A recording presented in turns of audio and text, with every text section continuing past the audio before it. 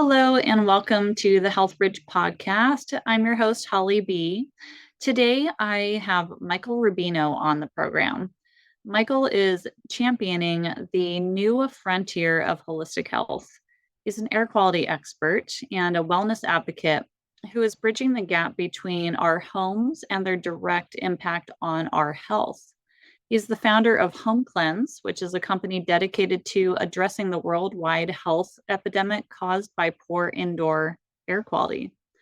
He works closely with the company's advisory team, which includes global well-being trailblazers, Deepak Chopra's the Chopra Foundation, and Gwyneth Paltrow to achieve the company's mission to improve the quality of life for 100 million people each year by 2030. Michael is also the founder of Change the Air Foundation, which is a nonprofit committed to empowering the world to achieve better health by establishing safer and healthier indoor environments.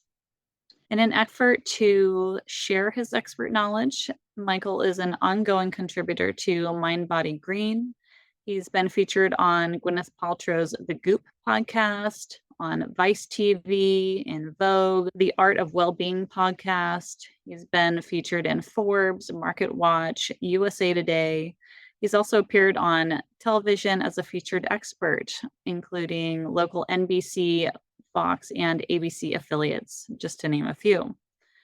Now, I'll be honest, when this potential podcast guest and topic came across my inbox, I was like, I don't know if that's going to be a very interesting podcast. And I almost put it aside. And then I looked into Michael's bio and I started reading about his companies and everything that he's doing. And I was like, this is actually going to be really important and really interesting. So I invited him on, and I'm so glad that I did, because in the chronic illness community, I definitely come across conversations with a lot of people who have problems with mold exposure and toxic effects from it. I often come across it tied in with Lyme's disease, but pretty much any, long COVID for sure, but pretty much any autoimmune issue can be triggered or exacerbated by mold. And it's one of those things that just isn't talked about enough. I'm really glad that I had Michael on because we go over what to look for in your indoor space, how the levels of cleanliness with dust and such can really truly affect your health, signs to look for potential mold in the house, and how to start going about mitigating the issue if there is an issue. Michael is a great speaker, and he shares some really powerful testimonies from some of his clients that have gone through the mold mitigation process. And it's really worth listening to and understanding that this is a part of your self-care. It's a part of your healthcare. It's a part of being responsible for and taking care of your family and your pets even. I mean, your pets are in the same environment that you are, right? So think about that from a higher level perspective as you go into this podcast and arm yourself with some great information. As always, I would love to ask you to please like and share and subscribe to this podcast. I really appreciate it. And now let's dive into the episode with Michael Rubino. Michael Rubino, I have to admit that I'm kind of nervous for this conversation. And the reason being is I feel like I'm going to get called out a little bit for my cleanliness habits around the house. So I'm just going to throw that out there. But I imagine that you deal with that daily with your clients that you work with when they come to you and they've got a problem in their house, in their environment, in their work environment, and you have to help them kind of figure out what's going on, what they need to worry about, and how they need to fix it. So when somebody comes to you, like, do they know they already have a problem with their indoor environment, or are they just grasping at straws trying to figure out what's going on with their health? So I would say about half the people that come to me know they have a problem. The other half suspect they might have a problem. And that's pretty much the two categories of people that come in. And the journey, no matter where they're at in the journey, it's pretty easy to take the data or get the data that they need to really understand the health of their home. You mentioned something about cleaning and all that kind of stuff. Look, we are human beings and we do the best that we can. Life is very busy for all of us. Doesn't matter what you do or how you do it. The reality of the situation is, hopefully we learn some things today about what we can do better. I think a lot of the things with our home, whether we own them or rent them, we tend to neglect a lot of things. And over time, these neglections can lead to problems. And many people that come to me that are really sick, they have a pretty significant buildup of issues that they weren't aware of. And that's really what I see and find common ground with. Maybe their crawl space or basement is, growing mold and bacteria and it's behind the wall and they have no idea.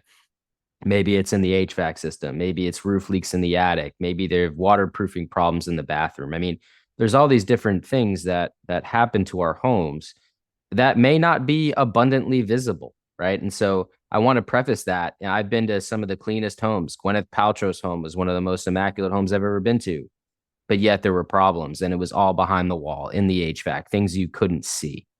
So that's why I think it's very data driven what we want to accomplish, because the data is going to direct us as to what exactly we should be doing. I'm actually drawing a parallel between what you're saying and with people with chronic health conditions or really any even acute condition that comes up. A lot of times you're saying, the house can look immaculate, but there's something going on behind the scenes that we weren't aware of. And the same thing can go for our health. So it's kind of interesting that there's that parallel there. Something that I think I found on your website or one of your blogs that I read, you said something about finding the root cause being key to healing instead of accepting like the chronic symptoms. It's time that we start getting to the root cause rather than just trying to manage, right?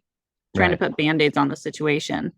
So when it comes to home health, environmental, like indoor environmental health, which is your specialty, where do we start?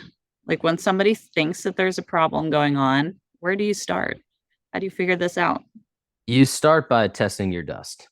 And everyone always says, like, what do you mean test your dust? What does your dust have anything to do with? Well, if you think about it, we all live in these homes. And in these homes, our dust accumulates. What is our dust? Well, it's dead hair and skin cells mainly, but it also could be mold. It also could be bacteria, and it also could be toxins. And so when we understand the relationship between our homes and our health, we want to take things a step further. Now, in the past, what people did is if they thought they had an issue with air quality, they would come in and do an air test. Now, the problem with an air test is typically they use it as a screening tool, and it's probably the worst screening tool you can ever ask for because it's not going to capture a whole lot of circumference. Meaning, if I test in the center of my room, which is typically what they would do, let's say my room is 12 by 12. That's going to be 6 feet away from any potential problem that might exist inside that room. Because let's face it, most problems are going to be on an exterior wall where there's leaks coming in from outside, or on an interior wall where there might be some plumbing systems or HVAC lines that could be leaking or condensating, right? So if we're testing the center of the room, being 6 feet away, what we learned from COVID, right? Stay 6 feet away. 6 feet away, you have less potential for air transmission to impact the particles coming into contact with the body. Well, same thing is true for this air test. When I'm testing in the center of the room, it's most likely going to look like there's nothing wrong when there could be blaring problems growing in the walls inside that room. Now, when we test the dust, these particles, they might be emanating from behind the wall, but they're getting in front of the wall. And how do they get in front of the wall? Well, through the drywall, through the cracks and crevices underneath the drywall, through different interstitial cavities. Mold is very, very tiny. Bacteria is even smaller, toxins small. So we get to this level where now we have all these particles in our dust and we can test for them. Now, why does it matter if it's in the dust and not in the air? Well, have you ever sat near a window on a sunny day and saw all the dust in the air refract off the light? And at that moment, we all have that aha, like, wow, that's a lot of dust that I'm breathing in consistently 20,000 times a day. And when we look at it from that perspective, we understand that what's in our dust gets in our body. That's just how it works every time we take a breath. So when we test our dust, we're actually having a good barometer of what we're being exposed to. And the nice thing about the dust testing technology is it uses PCR technology. So it's DNA specific analysis. It can tell us the specificity of 36 different molds that typically inhabit a water damaged environment. And it can tell us, is it in normal range or abnormal range? And if it's an abnormal range, how abnormal? Are we talking 10 times higher than what it should be, 100 times higher, or even 1,000 times higher? And that can kind of help us understand the environment much more effectively than coming in and trying to do a bunch of air samples in the house.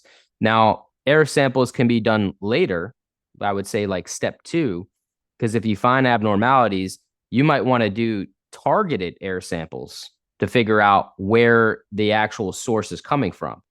But we're talking, you're testing very close to it, to where you suspect it might be. You might even be drilling into the wall and taking a sample from behind the wall, right? That's how close you can get to really find out what's going on. So step 1, use the dust test. That is the best thing you can do to really understand your environment.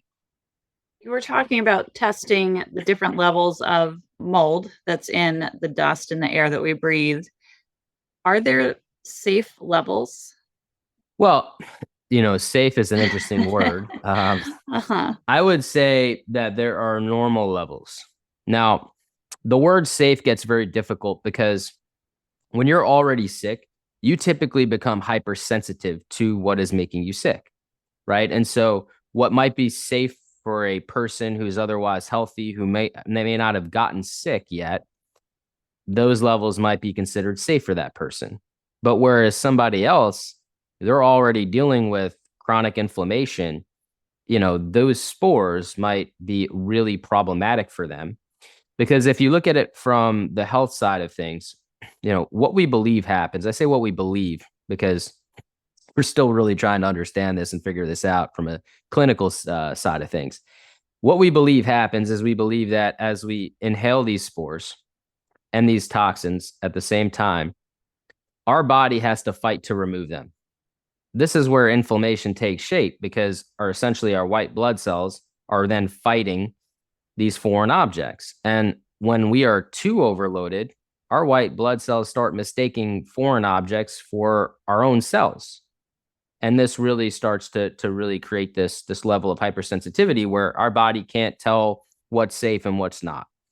And I think that's where we start to see things like mast cell activation syndrome and some of these really chronic diseases and chronic symptoms take shape.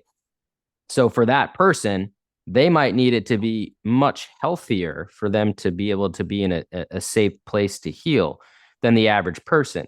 Now, that really helps explain why you might see 2 of the 4 family members severely impacted by air quality, where the other 2, they might have symptoms, but they might be more subtle.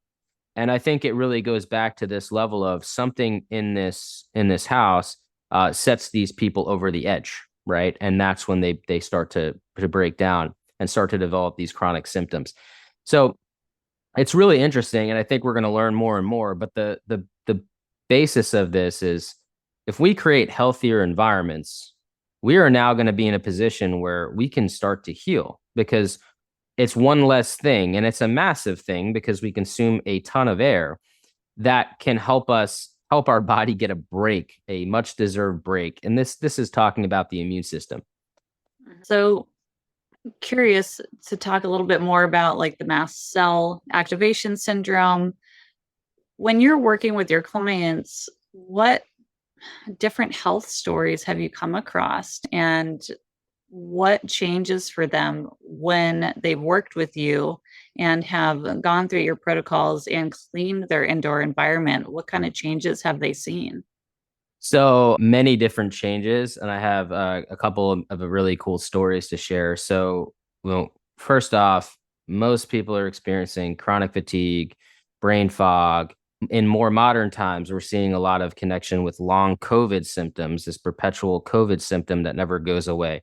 So in the story of Gwyneth Paltrow's case, she was dealing with extremely chronic long COVID, which has since dissipated. I mean, now that she's in a healthier environment, she's able to kind of help go after the Lyme disease that she has now, right? Because if you've ever had Lyme disease and mold exposure simultaneously, you'll understand that you really have to treat the mold before you can treat the Lyme.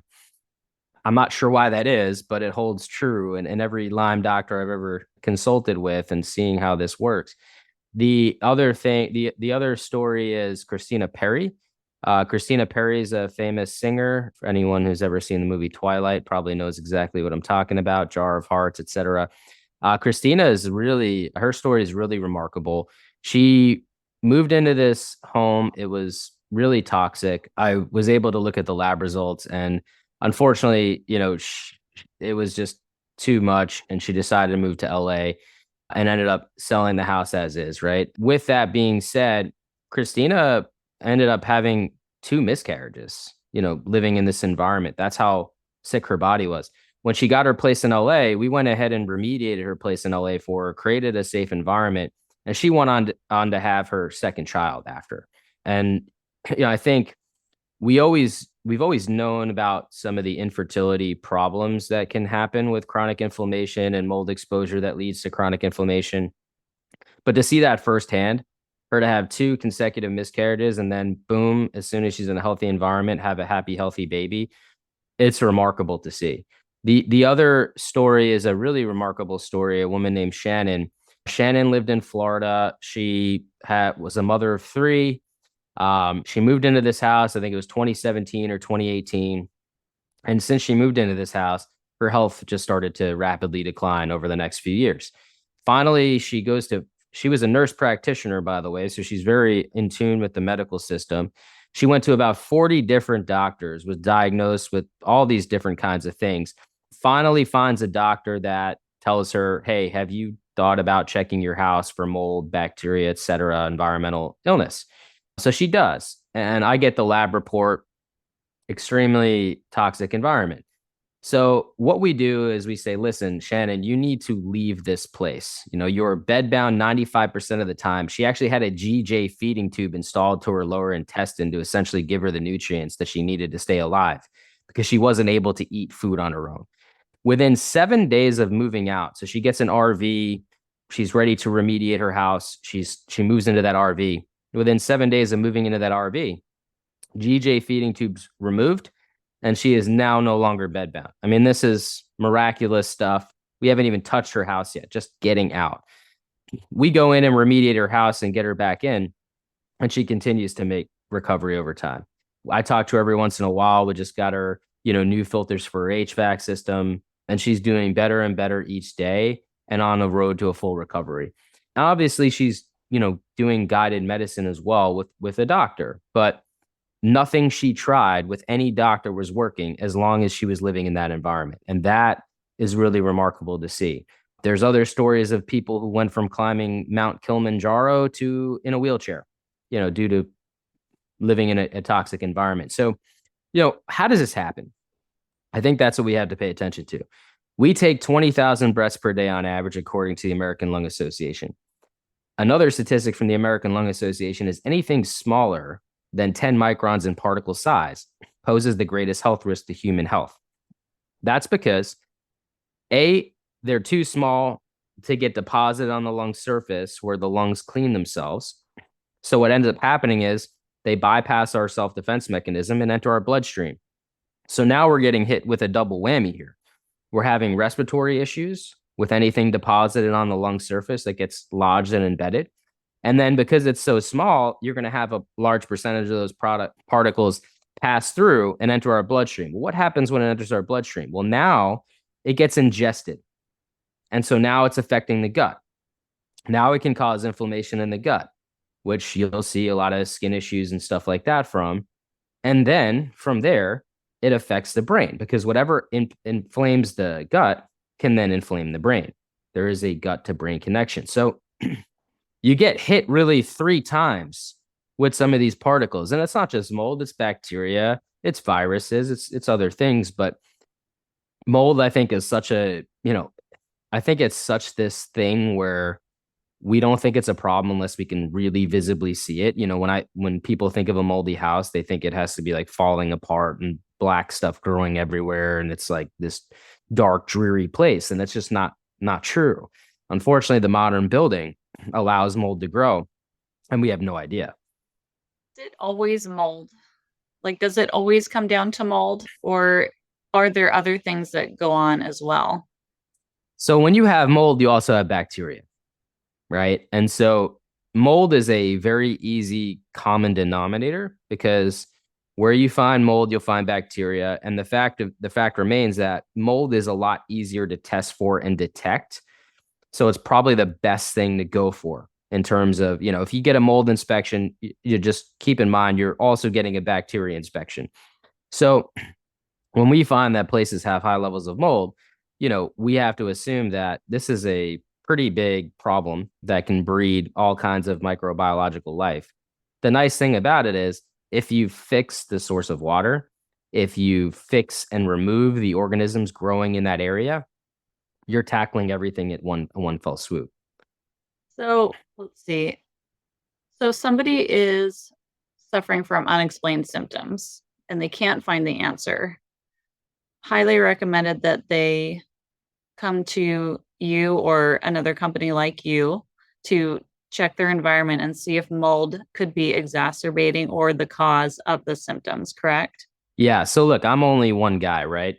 And I'm not going to be able to help every single person. But I think the reality of this thing is, if you start with the dust test, it's an at-home test kit. It comes in the mail. You get it in the mail. Very simple. There's videos that show you how to do it. You're essentially taking this vacuum sealed sanitized cloth. You're collecting dust. You're going to collect dust from various parts of your house because it's a screening tool. You're going to send it in. It's going to tell you how many spores per milligram of all these different species. It can look at toxins, mold. They can look at bacteria. And you send it into the lab to be analyzed. Now, when it's analyzed, it's going to tell you every little thing, if it's normal or abnormal. And again, if it's abnormal, how abnormal. And how abnormal matters, because if something's 10 times higher, it's almost always like, okay, this is not a huge source problem. Probably is just an issue with the HVAC. Let's get the HVAC cleaned. I would ask the person when's the last time they cleaned the HVAC? Most people say, oh, maybe never, 4 or 5 years ago, whatever. Okay, let's get that done. Let's install a better filter on the HVAC, something that'll stop mold from getting into the system, stop bacteria from getting into the system. And let's re-clean the house and let's retest in a few months and see where the levels go.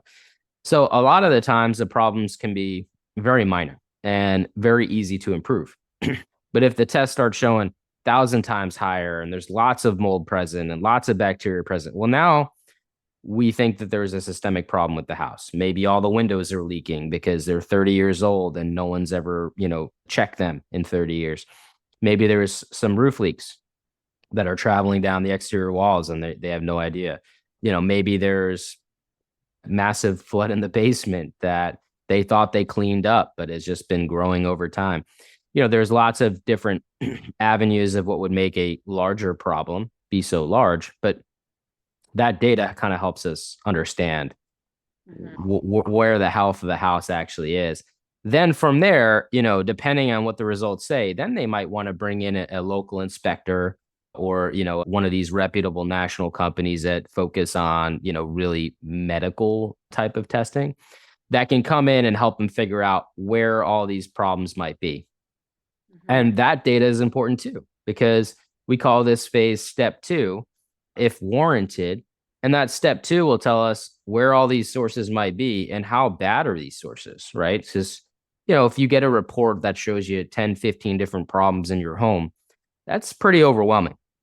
We might say, let's pick the top 5 worst areas to focus on now, and let's monitor those other areas over time, trying to make the best bang for the buck that we can, removing the most amount of contamination, creating the most amount of spores and toxins, right? And so we kind of look at this from a step-by-step approach. Step 3 would be, all right, now that those areas are remediated, let's clean the HVAC, let's clean the house, let's install better filtration systems, let's get this house in tip-top shape and remove all the byproducts that have been created all this time. Step 4, we retest. Let's see what the levels look like. And obviously we want to make sure that their symptoms are improving too, right? So it's, and you always see when the data is improving, the symptoms are improving too. So I rent, and this home is really old. And we've got a good deal on rent, which means that the house has not been kept up by said landlord. And I know it's in bad shape. So knowing that I'm renting or there's other people in my scenario, where do we start? Like, I don't have, for example, in my home, we don't have a whole house HVAC system. I've got a couple of AC units in the window that are old, and we've got a wall heater, which accumulates a ton of dust. So, do we start with just looking at those, cleaning those really thoroughly, making sure the filters in? I don't even know if there is a filter in a wall heater. Like, where do I start? Yeah, so you would start, I mean, I would still say start with the dust test. Let's see what the environment looks like, right? Because, I mean, if it's toxic and you're staying there, you know, you have to really understand what your rights are as a renter to be able to have a safe environment. Yeah. So that step 1, I think, still applies to you and applies to any renter out there. Mm-hmm. Now, what would that data show? Well, based upon what you told me, I would expect that the data is not as great because probably every single window AC unit probably hasn't been cleaned in a while. You asked if there's a filter in them. Most of them have filters. They're not very good filters, but they still have filters. And if you haven't seen where they're located, odds are you've never actually pulled it out and cleaned it or something, right? So you would expect that the place wouldn't be perfect just off of that, right? So off the bat, you can clean all of those, clean the filters, and make a huge improvement to the amount of particles you're breathing in just right now. But I think the test would also help you understand. You said it's an older home. Maybe it hasn't been kept up as well. And I think the test would show that. It would show that, there are some problems with the house. And at that point, you could show that data to the landlord and say, hey, look, there's definitely some issues with this house. I'm going to get an inspector out. We're going to take a look at the house. I'm renting this place. I want to make sure I want to continue to live here, but I just want to make sure the environment's safe and healthy for me to continue to do so. And depending on the landlord, of course, sometimes they're, very good people. Sometimes they think, renters are taking advantage of them and they kind of go down this beaten path of like, I'm not spending any money on this. It's not necessary. They truly wholeheartedly believe it's not necessary. And sometimes they're just, what we call slumlords, right? They're just not great people. It's all about, squeezing every penny they can and they don't care. With that being said, I think having the data to be able to, make the decisions you want to make to empower you to take over your health, specifically with your environment, and be able to have a conversation with the landlord about here's what we're seeing, I think can be very powerful. And look, I think it also helps us understand the people that we partner with, right? Your landlord is your partner for safe housing. And if they're not a good partner, it might be time to sever that relationship and find somebody who actually cares, and I think that's a big part of this is unfortunately we're in the era of Airbnb investors and all these different things. Housing's difficult to find, and it's even harder to find good people because everybody took the last dollar they had to try to buy an investment property to build a better future for themselves. But one of the things about being a landlord is you have to always take into account that things break, problems exist. You have to be able to fund those solutions when stuff breaks down and when things need to be fixed. And I feel like a lot of landlords, especially in today's modern world, they're not accounting for that. And that's what kind of leaves everybody in a dark situation. The other thing about this from a systemic issue, from a societal standpoint, landlords do not have mold coverage. So unfortunately, when mold grows in a building that they don't occupy, the insurance company does not cover it for them. So that's why when anyone ever mentions the word mold to their landlord, it is like a dagger through their heart because they now will not get help from the insurance company. It becomes completely out of pocket. I'm not saying that's an excuse to be a bad person and do the wrong thing, but I certainly think that we have to have better protections in place, not only in America, but across the world, that doesn't allow people to get stuck in bad situations and put them in places where they have no choice but to try to look the other way. Who knew that this was going to turn into like a societal discussion on morals and policies here? So say somebody is stuck in a rental or a home that they find has mold or other toxins in it, bacteria. They don't have the option of getting out. Like, what are their best steps to mitigate on their own if they have, financial constraints and they can't afford a huge home overhaul? Yeah. So anyone dealing with financial constraints that can't deal with a huge overhaul, you really have two options. One is ventilate. By diluting the amount of particles in the air you're breathing by bringing in more air, that is going to make a difference. You also have the option of doing air purifiers, which again, it depends on the air purifier. The goal is to get one that will remove the smallest particle possible and trap it in the filter. Otherwise, it's just recirculating the particles back out. So let's say you get a great air purifier and you start plugging that in. Well, that is also going to help remove this stuff from the air, keeping less of it from going inside the body every time you take a breath. The third thing is, well, we already talked about dust and how this stuff accumulates in our dust. So keeping the house as dust free as possible is also going to be a sound strategy, because we're going to be removing a lot of these particles. And within those particles are probably going to be high levels of mold, bacteria, and toxins, so that we can be, again, that much better off not breathing in as many particles. If you see, like mold growing in spaces on non-porous materials, you can get your own botanical solution with microfiber towels and kind of clean it up, so that, again, you have less organisms creating these particles. But sometimes, and most oftentimes, it's in the wall, and the only way to get into the wall is open the wall. And that's hard to do when you're a renter, because you really need the landlord's permission. So you're better off in that circumstance really bringing this to landlord's attention and asking them, and working with them to really remediate it properly. Let's see here. So, are there certain things that we can look for specifically to have a clue that there's mold behind a wall? Or is that truly just something that we need to kind of open up and test for? It is difficult to, a lot of these times you look at the wall and it looks totally fine. Maybe it's a white wall and you don't see any water damage signs, like those coffee-like stains that you would see, and you don't see any bubbling or cracking. You really can't see it. Now, the only way you see those things is if there's enough water.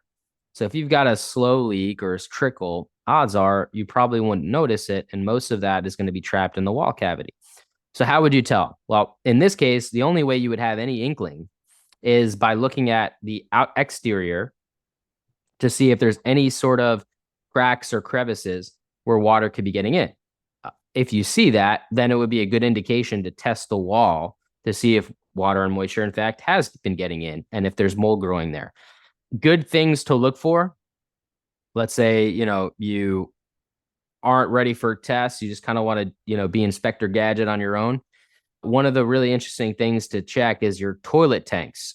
So you go over your toilet, you lift off the cover, you flip it over, you look inside the tank, you look on the bottom side of the cover. If you see mold growing in there, usually that means that somewhere nearby, opportunistically, there's enough mold in the air already that's getting into the toilet tank. Because toilet tanks are not hermetically sealed, but it's also, it's pretty heavy. It's a lid on top. So you're not having a ton of air exchange, but you have some. So you need a pretty decent amount of mold to get in the air already to get in there. So that's a great sign to see and free to check, right? You want to look under sinks for water stains, mold growth under sinks. A lot of us don't go under our sinks often enough to check for those types of things, and pipes leak over time. You want to look for those coffee-like stains. Those are pretty clear that there's a problem. And you have to remember, you might only see a stain on the front of the drywall, but there might be mold behind the drywall. So you never want to just assume that everything's all good that because you don't see mold on the surface. So when you see a stain, it's good practice to get someone in to open it up and remediate it if need be. The other things to look for: bubbling paint, cracking paint, things of that nature. That's indicative that water got behind it. Of course, cracking and settling could just be the house settling, but you'll want to kind of look because when the house settles, the cracking kind of looks a little different. When there's water damage, you usually you'll see like a vertical crack on a wall because that's the water does travel down vertically. So you really have to kind of pay attention to see and check when you see cracking. Is there any potential water getting in? Last but not least, check your humidity. Moisture intrusion does increase the level of humidity. So if it is intruding, you want to make sure that you're finding the source of water intrusion and correcting that. You also want to make sure that you're, able to control the humidity. So maybe you need dehumidifiers. Now, mold can grow in as little as 60% relative humidity or more. So we want to keep it really in that sweet spot of like 40 to 50%. And I think last but not least is the smell. When we have that damp smell or that earthy smell, some people call it like a cigar-like smell. And finally, that musty smell, that basement smell, all those are indicative that something's off, right? There's some sort of moisture getting in. There might be mold growing already. So these are things you want to be observant of. If you leave your house for a couple hours and you come back and you feel like you get smacked in the face with a weird odor, it's a pretty good indication something's going on. And we have to remember we get used to odors over time. So I think going out and coming back in a couple hours later is a really good indication of how your house actually smells. Now, you mentioned cleaning with botanicals, and I love that. But most people are going to reach for the bleach. So why should or shouldn't they do that? Well, first off, bleach is not effective at killing mold. It's effective at bleaching it, but so if you want to, change the color of it, and that would be effective. But if you want to actually remove it, it's not the best product to use. Bleach can also make mold feel threatened, where it starts to produce toxins. Why is that? Because different molds, different species of molds that are growing inside your wall or growing in your shower or wherever it may be, they produce toxins to literally try to kill each other. We're just kind of innocent bystanders in that process. When we're using products like chemicals and things of that nature, especially ones that aren't effective at killing it, what ends up happening is it starts to release toxins as a self-defense mechanism. So the risk of, using bleach is far too great. Not to mention, if you ever read the instructions of bleach, it literally tells you like if you use this, you need to like ventilate the entire area well. Otherwise it can lead to serious health effects, even death. I mean, it's on the damn bottle. Yet, we all remember a time where we just used bleach. Nobody opened windows or ventilated or anything. And we started to associate this clean smell with a bleach smell. Growing up in the 80s and 90s and stuff. We understand bleach is a toxin, it's a chemical. It's not good for us. If we have to ventilate something to use it, we should probably not use it to begin with. Especially today, there are so many amazing botanical, all natural or organic cleaning agents we can use that are EPA registered disinfectants, but that are safe to use. And so I think there's no reason for us to use chemicals when there's no need for it. Now, if there's a need for it, fine. But most of the products you can find today have alternatives that are just as effective, if not more effective, that are completely all natural. I love that. I think that so many people that are already in the immunocompromised, health space are ultra sensitive to things and cleaning products and, not to mention chemicals that are in our body lotions and shampoos and all that stuff. We're ultra sensitive. So why why pile on top of what is already going on in our body with all these, synthetics and, harsh things? You have some cleaning products, I think, available on your website that you recommend, but also what about things like vinegar? Is that effective in when it comes to mold, or is that more for bacteria? And Yeah, vinegar can be effective towards mold. I don't know about all of the molds. There are some studies that show some of the mold species that is pretty effective. I like the more broad spectrum disinfectants that are botanical, just because they again capture things from a broad spectrum, and they're very rigorously tested for, all the different bacteria and molds they can remove. So I personally lean in that direction. But look, if we're in a pinch and you've got vinegar in your closet and, you're trying to clean up a problem, go for it, right? Vinegar is a good solution. I would probably add some dish soap, which would be a surfactant to help, degrease at the same time, which every one of us has dish soap, sitting around as well. So pretty simple. Just a couple drops mixed with the vinegar, I think would make it even more effective. But yeah, I mean, scientifically, vinegar can be effective for sure. if somebody is in the market for a new house, do you recommend going through a company like yours to test the house prior to signing on the dotted line? Well, I think hiring a company to test the house before they buy it is probably a really smart investment because, we all know the home inspection process, right? Home inspectors, they have about 800 pages of, study material that they go through before they get their home inspection license.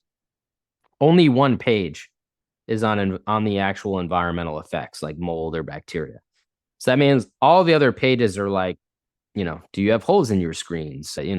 Is the windows sealed properly? What's the age of the hot water heater? I mean, all those things are really important. Don't get me wrong, but it doesn't go deep enough into air quality. And I think what ends up happening is people buy homes. This happens all the time. Unfortunately, people buy homes. Sometimes it's their first home. Sometimes, they're moving into their dream home and they don't get an inspection. They buy the house. They start not feeling well. Then they get an inspection. And then they realize, oh my God, this house had all these issues that, maybe the previous owner covered up, or maybe the previous owner didn't even know about. And now they're stuck, after just buying a place not too long ago, they're stuck trying to have to spend more money on the house to transform it. And this especially happens a lot with these like flip type homes. And sometimes it may be intentional, but most of the time I think these contractors that buy these homes, renovate them and flip them, they just don't know enough about environmental toxins like mold and bacteria and the toxins they can produce.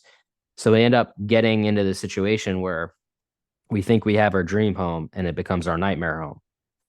And if somebody is in the process of building a home, is it possible to find, like, I don't know what you want to call it, mold informed or, safety informed contractors that are well versed in these things when they're building? Or is that like a separate consult? Does the contractor consult with someone such as yourself to make sure that they're, I don't know, building with the intention of, keeping everything very sealed and safe? So is it possible? Yes, it's possible. How hard is that? Probably pretty hard. I only know of like maybe 2 or 3 builders across the country that, really try to do the best they can. They try to educate themselves on mold and bacteria and try to prevent some of these things from happening as they're building the house. I'd say 99.9% of the builders out there, they have no idea. It's not taught to them when they're in their education to become builders, to become contractors. It's just not. I mean, pretty much the only thing that they know is that in certain states they operate in, if they see mold, they can't touch it. They have to bring in a licensed professional. But they're not understanding, some of the steps they need to take to prevent mold growth in the first place. Let me give you an example. There's a guide out there called the Structural Building Components Association Guide to Handling Wood Trusses. Now, this guide is meant for the building community to follow when building homes with wood trusses, which in 2023, 2024, everybody's building homes with wood trusses in the United States. So they're supposed to actually build platforms for the trusses to sit on before the trusses get put onto the house. They're supposed to wrap the trusses with plastic, leaving both ends open to ventilate. Now, if you drive around America right now in all these new construction communities, you're going to see all these wood trusses sitting in the soil. No crib, no protection, no nothing. Now, there's an abundance of mold and bacteria already in the soil. So what do you think happens when the lumber sits there? Well, it rains. Okay. The moisture gets trapped in the lumber. The lumber moisture content goes up. Mold and bacteria sees a new wet place for it to grow and feed off of, and it transfers onto the wood. Now we have all this lumber that is literally black by the time it makes it onto the house. And then what happens? You tell your builder, hey, that looks like mold to me. And they say, oh, don't worry about it. It's dead mold. It won't harm you. Once we put the insulation and drywall on, you won't even know. It'll completely encapsulate it. It can't get in front of the walls. They tell you all these things, which are unfortunately extremely untrue and non-scientific at all. At that point, you move in. It's getting into the HVAC system the entire time the house is being built. You move in and you start to feel unwell. And what ends up happening? Well, a lot of these walls have to be torn back down and remediate the lumber and then build it back. Now, who pays for all that, right? You end up starting to get into the legal battle system, right? Because now people already spent all of their money building this house and the contractor doesn't want to take any liability. And we get into this problem where this is happening so often. And what do we need to do to prevent this? Well, we need to follow the Structural Building Components Association's guidelines that I mentioned earlier. The other thing is there's a term in construction called dried in. Dried in means the exterior of the envelope is now watertight and the interior is supposed to be dried so that the moisture in the lumber is considered dry. Okay, so it's dried in. People are building interiors of homes when the outside's not even waterproofed. And there's water coming in and they're just blowing fans on it. It's the craziest thing I've ever seen. It happens all the time. They're not even doing the dry in part. And even if they do the outside, right, they put the outside on, they start drywalling the next day. Well, where was the dry in part of that process of literally what it's called dried in? They're not bringing in dehumidifiers to dry the lumber. And what's happening is the lumber is too wet. Then they're spray foaming it. They're putting drywall in. That moisture gets trapped and boom, mold starts to grow. Mm-hmm. So we have those two are probably the biggest problems. The third problem is probably improperly installed vapor barriers underneath the slab.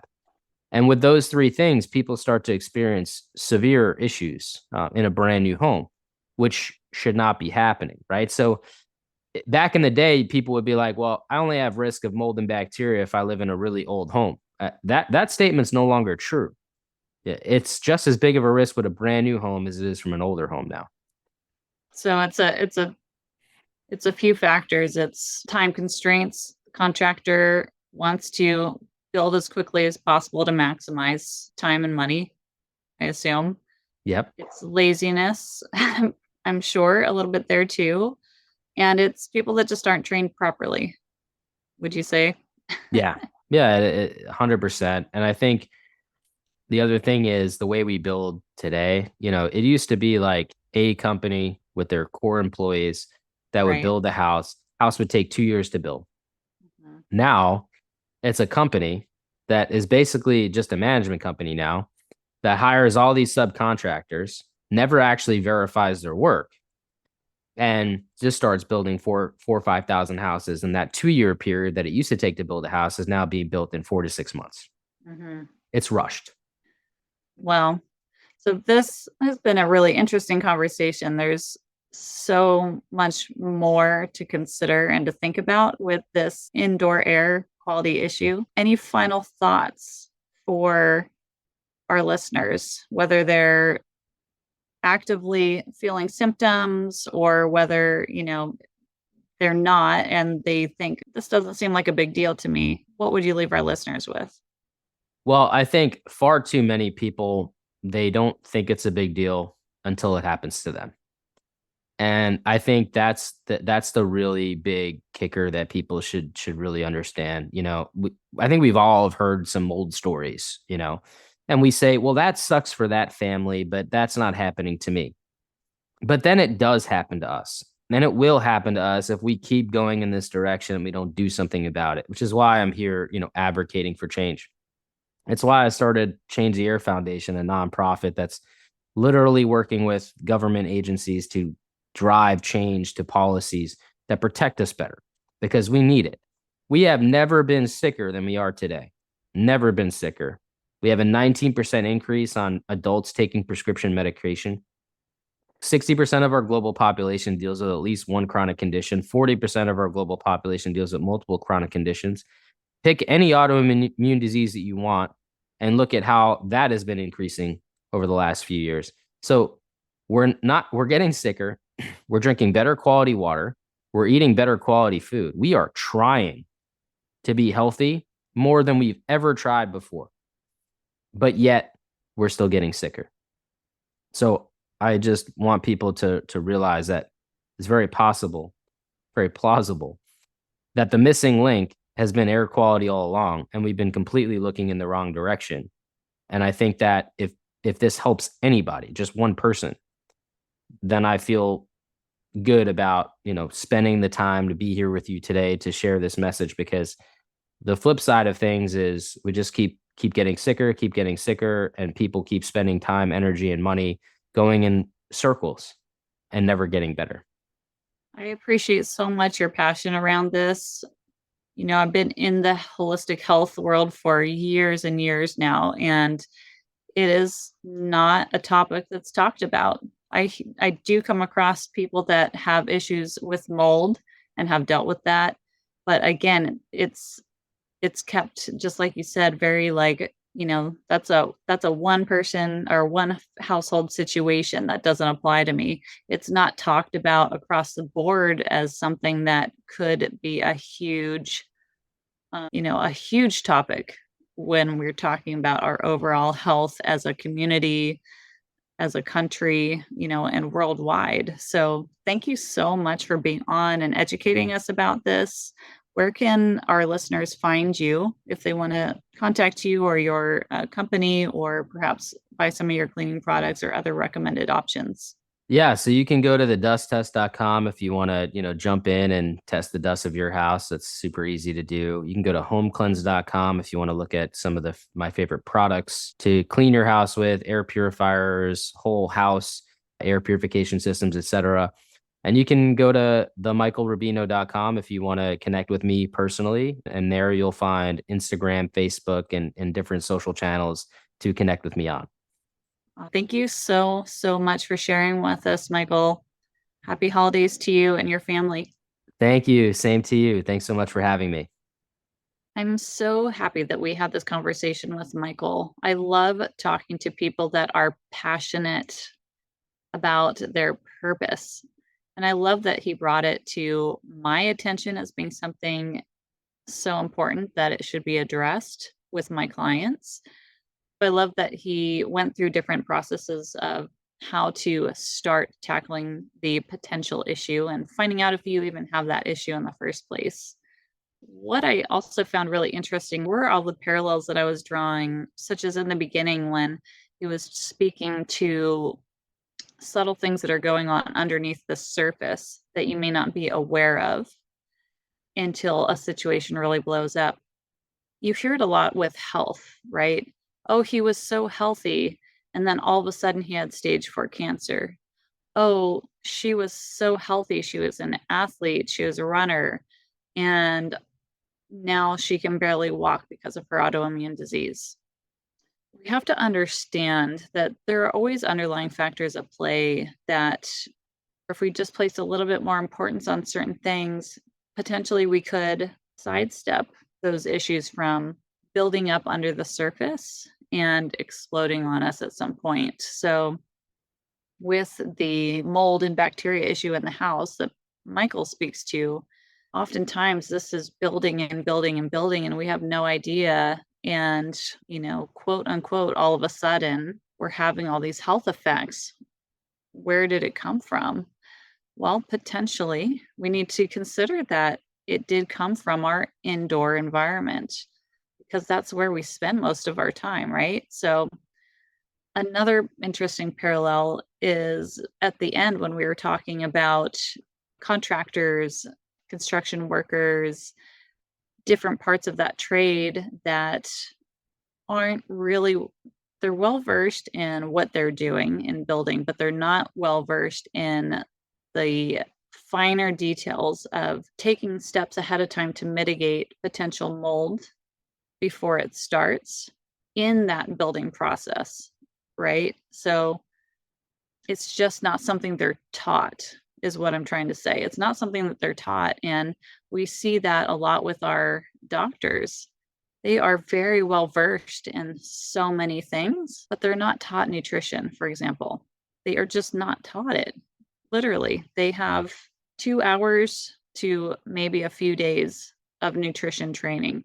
That is it. So while they might bring up diet, the majority of them really don't know how to guide you on that. They don't know how to direct you. They don't know really what fine tuning of nutrition has to do with your current health situation. So, just some interesting parallels that I drew. But as we finish out 2023 and move into 2024, I know many of you are looking towards improving your health, improving your lifestyle as we move into a brand new year. And I don't think we have to make huge, drastic changes most of the time. We can make subtle changes. This is something that I think you should consider adding to your list. It doesn't necessarily mean that you need to do a whole house remediation, but maybe just start with that dust test and go from there and see where your home's at and how much time and energy you need to put into managing your home air environment. Or if you say you own a business and you're in that business all the time in that environment, check there too. It's really important. And it's not just the air quality and environmental quality when it comes to mold and dust and bacteria. It's also your EMF environment that's inside of those walls as well. It's also your lighting that's inside the walls as well. So these little factors that we aren't really taught to think about, I want you to start thinking about these things because they all impact your health. So with that, I look forward to celebrating the new year with our next podcast. So we will see you again to start out a brand new year with you, with the Health Bridge podcast, and with putting your health first. Thanks so much. See you next time.